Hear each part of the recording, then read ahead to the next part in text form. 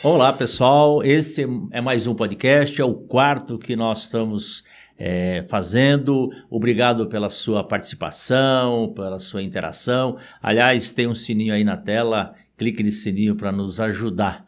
E a semana passada foi uma semana bastante importante, mesmo tendo as festas juninas, os arraiais da vida. Aliás, vai ter um arraia do PT dia 1º de julho, aqui em Brasília, às 19 horas, está todo mundo convidado e compre seus ingressos. Mas o Senado aprovou o arcabouço fiscal, que excepcionalizou o Fundeb e também os recursos destinados ao Distrito Federal. Por isso, foi aprovado na Câmara, foi para o Senado, agora no Senado, em função dessas alterações, tem que voltar para a Câmara referendar o que foi aprovado no Senado ou manter o texto original. E também foi aprovado o projeto de lei Minha Casa Minha Vida, que aumentaram os recursos da Minha Casa Minha Vida para R$350 mil. Então isso é muito importante, porque mais gente poderá ter acesso à Minha Casa Minha Vida. E hoje no podcast nós estamos aqui com o nosso deputado federal Paulão de Alagoas, das Alagoas, Paulão que foi vereador, Paulão que foi deputado estadual por 4º mandato, me parece, né, Paulão? Não, você foi deputado federal 4º mandato, estadual acho que só 1. Então explica um pouco a sua história rapidinho. Obrigado por você estar aqui, é um prazer muito grande, você é um deputado muito ativo, não só naquilo que você participa nas comissões, na CPI que você está do MST, mas também na rede social. Eu confesso que eu fico às vezes até cansado de tanto te ver, a sua agenda, de te acompanhar, porque é uma agenda muito intensa que você tem tanto em Brasília, mas principalmente nas Alagoas. Um estado pequeno, mas é barulhento, né? Só tem gente barulhenta aí, Paulão, e você não fica longe, não. Então, tem o Arthur Lira, tem os Renans, os Calheiros, mas também tem os Paulões, assim que fala, ou tem só o Paulão aí na Alagoas. É um prazer você estar aqui e muito bem-vindo aqui na Rádio PT no nosso podcast. É uma alegria, Gilmar, queria te cumprimentar todos os ouvintes, internautas do podcast do PT, dizer que você é um grande amigo, nós temos apreço, você é um deputado experiente, né? Teu irmão também, outro grande ser humano que eu tenho um carinho especial, que é o nosso amigo Newton. Veja bem, no meu caso, Gilmar, a nível de ouvinte e internautas, eu fui vereador pelo PT meio mandato, 97 e 98, exerci 2 anos. Fui deputado estadual por 3 mandatos, estou no 4º mandato como deputado do Partido dos Trabalhadores, com muito orgulho. E dizer que é uma alegria ser entrevistado por você, principalmente agora você coordenando o nosso secretário nacional de comunicação e fazendo esse podcast. É uma alegria. E dizer, e quero que você comente essa quantidade, realmente, Alagoas é um estado pequeno geograficamente, a gente só ganha para Sergipe, que é o lado, temos 102 municípios, uma população média de 3.400.000, ou seja, um terço da população da capital de São Paulo, mas com essa singularidade de figuras complexa e com destaque no cenário, principalmente da República, né? A República Brasileira começou com Marechal Deodoro, daqui de Alagoas, Floriano Peixoto, que seria o Bolsonaro de hoje, né? Muito querido pelas Forças Armadas, também aqui. E a gente teve várias personalidades, Ramon de Mello, que é o pai de Fernando Collor é carioca. Mas a gente teve no campo da esquerda, né, Luísa Helena, colega nossa, que no passado foi do PT. Tem recentemente Arthur Lira, que foi meu colega também vereador estadual e agora presidente da Câmara. E tem o Renan Calheiros, que do ponto de vista prático é o eterno presidente, foi presidente 3 vezes do Senado. Então, teve Aldo Rebelo também, né? Aldo Rebelo, sua trajetória foi em São Paulo, mas ele foi oriundo aqui do movimento estudantil, saiu aqui da Alagoas, movimento estudantil, quando fez direito e jornalismo. É uma terra importante, complexa, né? Com um poder que, como diz, que você reverberou, faz zoada, né? esse termo utilizado. É uma alegria ser entrevistado por você, amigo. Prazer é meu, Paulão. Obrigado por você estar aqui. Nós vamos, antes de falar da CPI do MST, Paulão, nós estamos encerrando o primeiro semestre bastante importante para o país, para o povo brasileiro. O Lula já entrou acelerado, né? Aprovamos lá a transição, a PEC da transição, que está permitindo, inclusive, colocar de pé os vários programas do presidente Lula. E também na Câmara Federal nós aprovamos, e no Senado também aprovamos muitos projetos de interesse do país, e foi um primeiro semestre bastante agitado. E os líderes, junto com o presidente Arthur Lira, estão prometendo só ter o recesso se nós aprovarmos a reforma tributária, que também nas próximas semanas, se não na próxima semana, na outra, nós vamos começar, já foi apresentado o relatório, né? Nós vamos discutir e vamos aprovar no primeiro semestre, é muito importante. E eu queria, Paulão, conversar com você sobre principalmente a sua participação, a participação da bancada do PT na CPI do MST. Você sabe que essa já é a terceira, me parece, CPI do Sem Terra. Teve a CPI do INCRA, uma CPI do MST, uma CPI da Terra, e eu fui relator da CPI em 2009 do MST, e naquela época também foi só barulho, foi um movimento para tentar criminalizar o movimento Sem Terra, evitando, inclusive, a reforma agrária. Nós estamos falando, portanto, já no segundo mandato do governo Lula. O relatório foi lido, não foi votado, e ela simplesmente não deu em nada, eles não conseguiram o objetivo. A correlação de forças agora é outra, e eu percebo que é um Congresso mais conservador, é uma CPI para criminalizar o movimento social. É evidente, se a gente deixar, eles querem criminalizar o PT também, a esquerda, os setores progressistas, e vocês têm tido uma atuação muito aguerrida.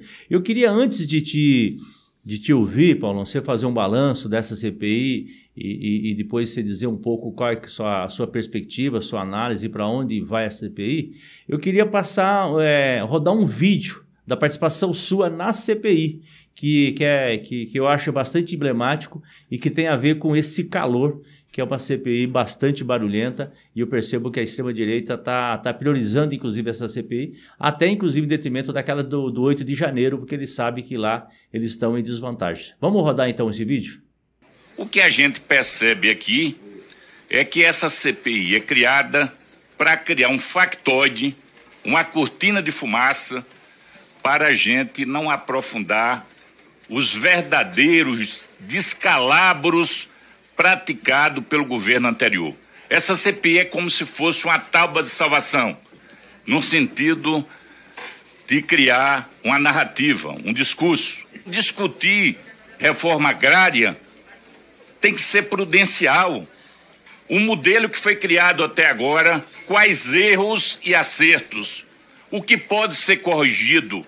Então, se a gente não aprofundar esse debate qualificado, e eu peço que o regimento, essa casa, a gente possa qualificar, e na hora que a gente de respeito o debate, a sociedade acompanha e todos pagam de forma negativa, presidente, seja da oposição e seja da situação.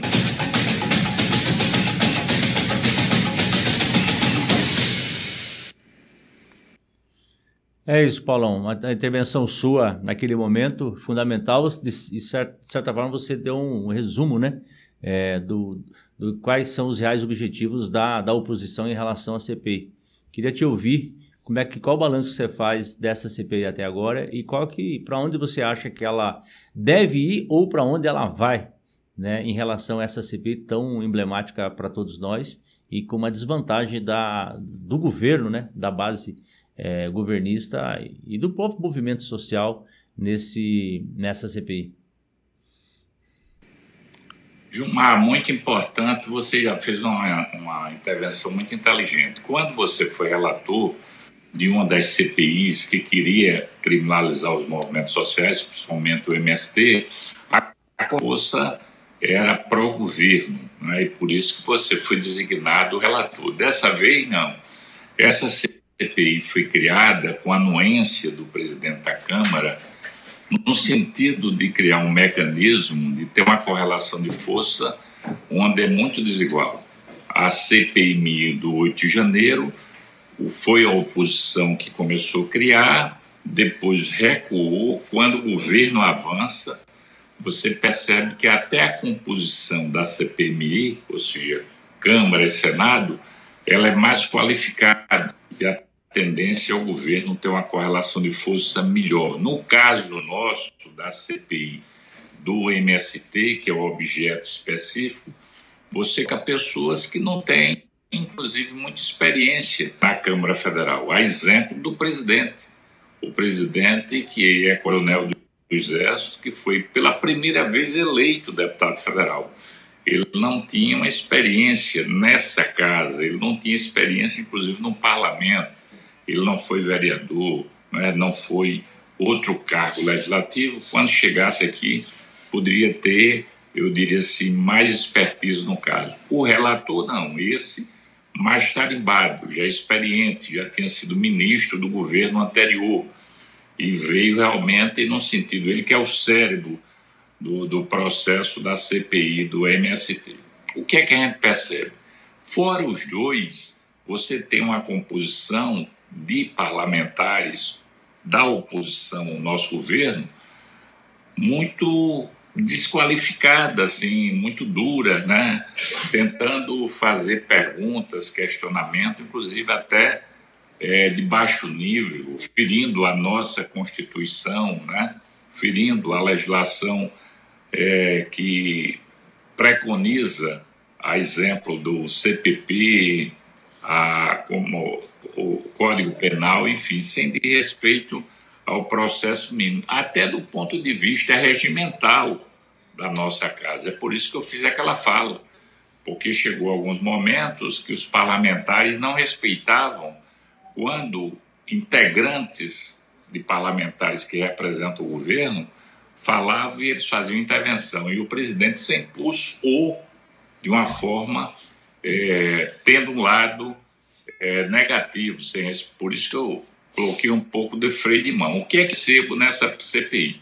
Você respondeu um pouco. É um factoide, é uma cortina de fumaça, possivelmente com relatório já pronto, do deputado Ricardo Salles, que foi ministro do governo anterior, conhecido como o rei da boiada, naquela intervenção famosa que ele fez, respeitando o meio ambiente do Brasil e do mundo. Então a gente está fazendo essa resistência, né? Fazendo essa resistência, mas não é fácil. Primeiro, requerimentos que nós apresentamos, quando a oposição não quer, a gente não tem correlação de força, perde. A visita que foi feita em São Paulo, ela inclusive está fora do foco, do objeto, e isso pode ser motivo de questionamento no Supremo Tribunal Federal, que foi agora. Essa semana, vários partidos, né, a exemplo do PT, PCdoB, do PSOL, ingressaram com ação no Supremo Tribunal Federal, levantando questionamento maior. Primeiro, qual o objeto da CPI? CPI do MST. Eles fizeram uma visita em São Paulo, na região do Paranapanema, que você conhece bem, e lá foi fazer uma visita ao líder principal da Frente Nacional de Luta, que é a FNL, o Zé Rainha. Portanto, é outro objeto. Segundo, a maneira que utilizaram para entrar na casa das pessoas afrontou o Código de Processo Penal, o Código Penal e a própria Constituição, que foi o desrespeito à privacidade. Então, quando você entra na casa do cidadão, você tem que ter um mandado judicial. Mesmo a CPI, quando eles destacam tanto que tem poder de polícia, mas ela tem que ter uma autorização judicial. Você não pode chegar numa casa de pessoa e entrar a qualquer jeito, né? Então, todo mundo verificou. Outra coisa, quem foram as oitivas? Pessoas ligadas a eles. Inclusive, tem caso de um advogado e uma fazendeira usou o nome do advogado, ele está processando a fazendeira, né? Isso foi um desrespeito às várias legalidades. É por isso que o PT, o PCdoB, o PSOL, principalmente, ingressaram com ação no Supremo Tribunal Federal, porque teve violações constitucionais e infraconstitucionais. O que é que a gente percebe de conteúdo? Eles levaram um ex-ministro, um ex-chefe de gabinete do Fernando Henrique Cardoso e também secretário estadual de São Paulo, Graziano, que a gente imaginava que ele teria mais conteúdo. Ele dados desatualizados de 2015, fazendo uma leitura totalmente fora da realidade preconceituosa. Exemplo, ele colocando numa carteira que o custo para você ter o assentamento vale a pena.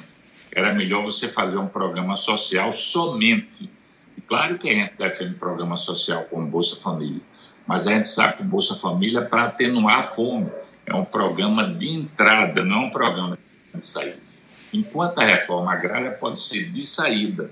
Eu fiz o contraponto dizendo que um dos países mais ricos do mundo, historicamente, que é a França, ele mantém subsídio para a agricultura familiar e realizou a reforma agrária. Os Estados Unidos, que é um país liberal clássico, fez vários países europeus realizaram a reforma agrária. Aqui na América Latina, idem. Um dos poucos países com a dimensão do Brasil que não fez reforma agrária foi o Brasil. Isso é muito grave. A reforma agrária, ela não atende só à economia também, porque numa visão clássica do socialismo, você sabe, o modelo era estatal. As terras pertenciam ao Estado. Foi o modelo que predominou na União Soviética, em Cuba, na própria China. Eu fui agora em Israel recentemente. Todas as terras pertencem ao Estado. Então, a reforma agrária, quando você estabelece e faz a doação para o produtor, nem do ponto de vista revolucionário e clássico, é você fazer uma distribuição de renda, da economia e evitar um fenômeno que é um fenômeno internacional, inclusive na China tem isso. Como segurar a população jovem no campo, evitando o êxodo rural, para que não haja o inchaço das cidades que não tenha planejamento. Você faz isso primeiro com a terra e também vem outras condições, né? A moradia, a energia, a água, a acessibilidade, e tem o financiamento, o crédito, a assistência técnica e agora as redes sociais. Então, discutir reforma agrária é você fortalecer a democracia, é você fazer a distribuição de renda, como disse o presidente Lula nesse discurso memorável a nível internacional na França. O grande desafio, o grande paradigma do mundo é desigualdade social. E a reforma agrária cumpre esse papel. Infelizmente, repito, os integrantes da CPI, com raras exceções, eles têm uma visão muito limitada, assodada, e o objetivo, você disse, Tato, já respondeu também, criminalizar os movimentos sociais de forma especial, já que a CPI tem uma nominata, criminalizar o MST, que é a organização com mais capilaridade, com um plano internacional. E aí atingir, depois do MST, o Partido dos Trabalhadores e o próprio Lula. Por quê? Porque no período que o Lula foi, antes de ser preso, durante a prisão e depois, o MST e os movimentos agrários tiveram um papel fundamental na resistência democrática. Então eles querem atacar o MST, querem atacar o PT, querem atacar o presidente. Devido ao quê? Devido ao papel que os movimentos, antes da prisão do Lula, durante a prisão, depois, na mobilização, do ponto de vista eleitoral, o movimento tem lados, sabe a importância que tem esse projeto linkado ao PT e principalmente ao presidente Lula. E o presidente Lula fazia uma discussão no plano internacional, que para mim foi um discurso de destaque, da desigualdade do mundo, que é o grande paradigma, né? Então a gente deveria estar fazendo uma discussão qualificada de fortalecer a democracia, distribuir renda e, com isso, melhorar a qualidade do povo brasileiro. Infelizmente, é o que você falou, primeira intervenção. Na realidade, eles têm o objetivo de criminalizar de forma assodada um relatório que está praticamente pronto e a gente vai fazer a resistência em tudo que for possível, seja a nível de requerimento, de visita, debate, traz qualificadas com o professor José Geraldo, ex-reitor da Unib, que conseguiu fazer um debate qualificado, diferente do ex-ministro Graziano, que infelizmente não acrescentou nada e só levantou muito preconceito em relação à reforma agrária. Boa. Ô Paulão, nós temos um gráfico aqui dos requerimentos que foram indicados e os aprovados na CPI, que você vê aí que do PL foram 11 requerimentos aprovados, do PT 7, da União Brasil 4, dos republicanos também 4, do PP 2 e do PSOL 2. Para mostrar a dificuldade que tem, vamos chamar assim, os defensores da reforma agrária. Como você falou, a reforma agrária, historicamente no mundo, me lembrei agora da reforma agrária no México, para a gente falar aqui de um país da América, né, que foi fundamental no começo do século XX, que ela, além de assentar o homem no campo, distribui terra e diminui a desigualdade, e ao mesmo tempo, no Brasil, quem alimenta a população é realmente a pequena e média propriedade. E ela que dá segurança alimentar para todos no Brasil e no mundo, né? E nós temos experiências no mundo em relação a isso. Mas esse gráfico ele mostra a dificuldade que a oposição, que a própria base do governo. É engraçado, né? Porque geralmente a oposição que tinha dificuldade ali acontece ao contrário, para observar como o nosso parlamento é bastante conservador e a dificuldade que nós temos de realmente fazer um trabalho sério e um debate sério relacionado à questão da distribuição de terra no Brasil e da segurança alimentar como um todo. Agora, eu tive a oportunidade de participar da oitiva na CCJ do Flávio Dino, que eles chamaram o Flávio Dino lá, ele foi, e o tiro saiu pela culatra, nesse linguajar agora bastante usual que eles estão falando aí, de ficar falando em arma. Eu vi aqui que foi aprovado o requerimento de chamar o João Paulo Stedley. É uma oportunidade, assim que você falou do Graziano, que poderia, ele entende dessa área, mas ele foi fazer lá um debate raso, vamos chamar assim, ao invés de falar realmente da importância que tem a reforma agrária no Brasil, porque ele é uma pessoa que entende disso, mas não ideologizou esse debate. Você acha que com o Stedley não seria uma oportunidade também dele colocar o trabalho que o MST faz, as cooperativas existentes criadas a partir do movimento do Sem Terra, a qualidade desses alimentos e a importância desses alimentos sem agrotóxicos, o trabalho que este movimento faz relacionado também, principalmente quando teve a pandemia, de levar alimentos para aqueles que precisam, porque a gente...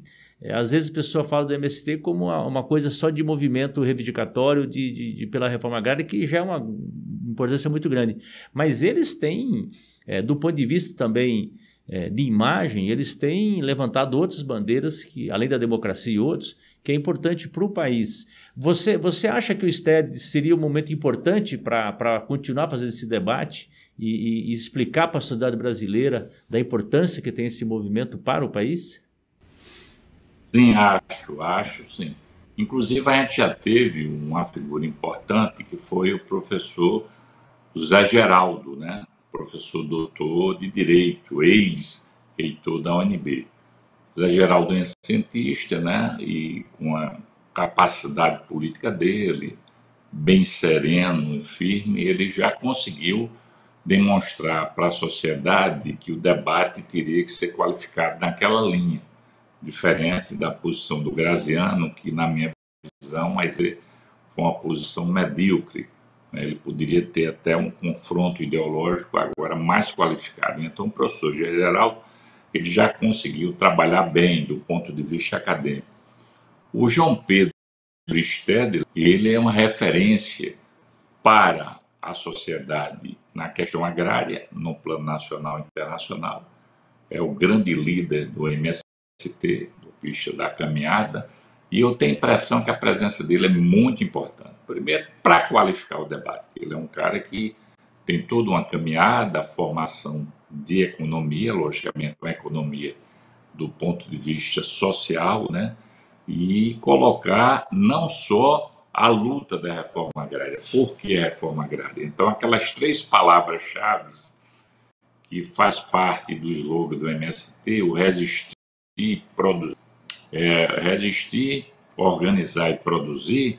Então, resistir ele vai fazer a reforma agrária, que deveria ser naturalmente do Estado, que não ocorreu. Esse processo ocorre normalmente se você tivesse uma ruptura, um processo evolucionário que o Brasil nunca teve. Por isso que países como, no caso, na China, Cuba, a própria antiga União Soviética, fizeram esse processo devido ao processo de ruptura, sendo um processo evolucionário. Segundo, o processo da organização, né? É fundamental você ter uma organização, uma capilaridade importante. E o outro é o produzir.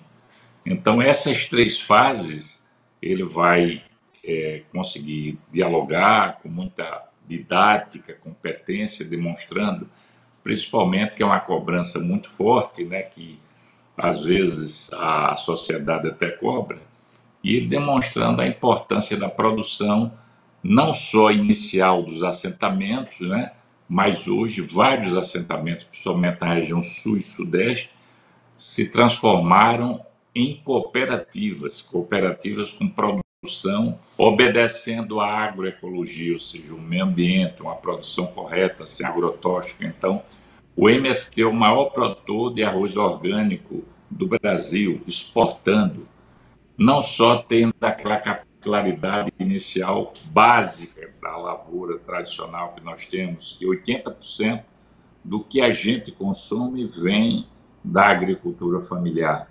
Então, ele vai mostrar também cuidados e com investimento. Há uma crítica muito forte ao longo dos anos, o investimento que foi realizado aos movimentos agrários, principalmente no governo Lula. Então, 60% do que foi aplicado agora na luta agrária foi no governo Lula e Dilma. O governo anterior paralisou tudo. E aí, qual o investimento em relação a isso? O número do próprio Graziano, se você aplica, é um número pequeno em relação aos investimentos que foram realizados na reforma agrária. Ninguém discute em relação ao agronegócio. O agronegócio tem seu papel, sim, no sentido exportador. Então, no governo Fernando Henrique Cardoso, que o Graziano fazia parte, quando era chefe de gabinete, ele criou a chamada Lei Candir. A gente tem que, vamos dizer assim, decifrar o que é a Lei Candir. A Lei Candir, o que é que ela faz? Ela isenta o agronegócio de pagar tributos, impostos. Ele não paga tributos, há uma isenção fiscal, uma renúncia desse segmento. E aí o governo federal, para notificar os estados que são exportadores, ele, com dinheiro do governo federal, ele devolve ao estado exportador. Quem paga é a sociedade. E quanto é a Lei Candir para manter o agronegócio isento de tributo? Mais de 300 bilhões de reais. A pergunta que não quer calar: por que o micro e o pequeno do comércio não têm isenção? Por que não tem na indústria? Né? Por que não tem na área de serviços? Então, na área de serviços, por que tem que ser diferente do agronegócio? Ora, se o agronegócio é o grande, né, vamos dizer assim, proa da economia brasileira, a gente tem que repensar a Lei Candir. E aproveitando, Tato, agora a reforma tributária, que para mim ela é fundamental. A gente vai saber quem tem compromisso no Brasil, quem quer ou não a reforma tributária, porque tem um detalhe: a reforma tributária, o seu fato gerador no direito tributário é o consumo. Então, quando você é pobre, paga mais. Quando você é classe trabalhadora ou classe média. Então, quem paga tributo no Brasil? Pobre, a classe trabalhadora e a classe média, porque o fator gerador é o consumo. Então, se eu compro um copo com água e ganho um salário mínimo, eu faço uma equação que dá um resultado. Se eu tiver um salário maior, diminui. Então, está provado que determinada faixa salarial no Brasil, quase não paga tributo. Eu vou dar um exemplo simples.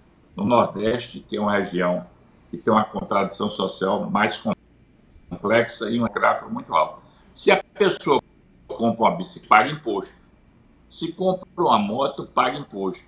Se compra um carro usado, paga imposto. Carro novo, paga imposto. Mas se eu comprar um avião, não paga imposto. É um absurdo. É um absurdo. Entendeu? Então, como é que é isso? Então, é necessário também que o agronegócio cumpra a sua parte e pague tributos no Brasil.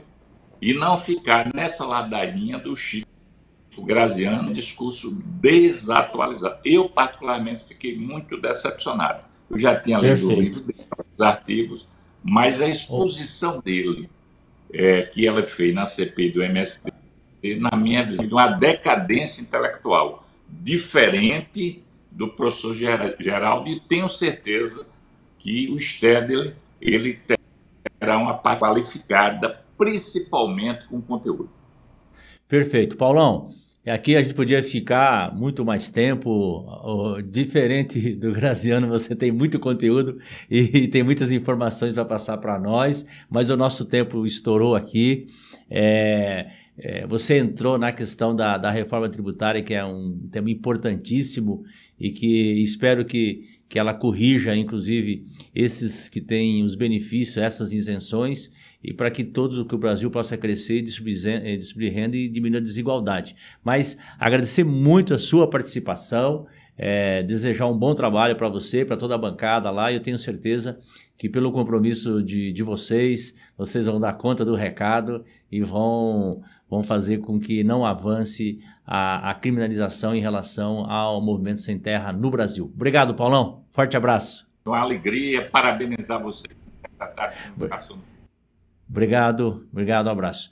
Pessoal, esse é mais um podcast que vocês acabaram de ouvir. Vocês viram que tem muito conteúdo, muita informação, de primeira mão, inclusive. Hoje, o Paulão, nosso deputado federal de Alagoas, que participou. E você não deixe de clicar aí no sininho para divulgar o nosso podcast aqui da Rádio PT, da Secretaria Nacional de Comunicação. Tá bom? Obrigado pela participação. Até a próxima. Forte abraço.